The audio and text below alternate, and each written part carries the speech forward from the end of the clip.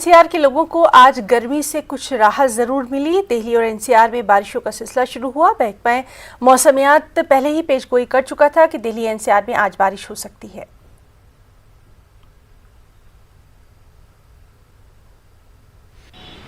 Delhi NCR में चिलचिलाती हुई गर्मी से लोगों को राहत मिली है। मौसम विभाग के मुताबिक ये बताया गया था कि अगले आने वाले 2 दिनों में बारिश की संभावना है। बहरहाल आज राजधानी दिल्ली में बारिश हुई है।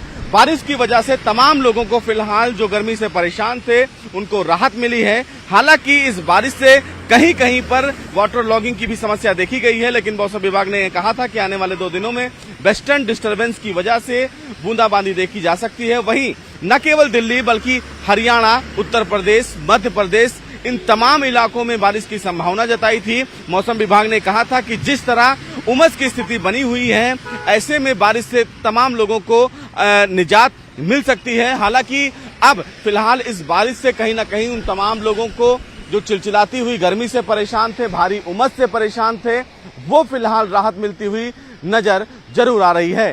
कैमरामैन योगेंद्र के साथ सुशील पांडे, न्यूज़ 18।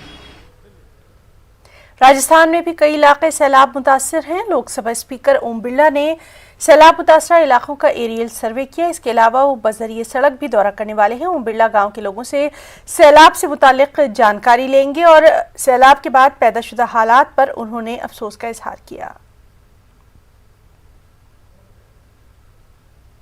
संपूर्ण हाड़ौती संभाग में जहां तेज बारिश के कारण बाढ़ की स्थिति आई है, कई गांव की फसलें पूर्ण नष्ट हो चुकी है, कई गांव में कच्चे मकान गिर गए हैं, कुछ जनहानि भी हुई है और कई कस्बों में पानी भर चुका है।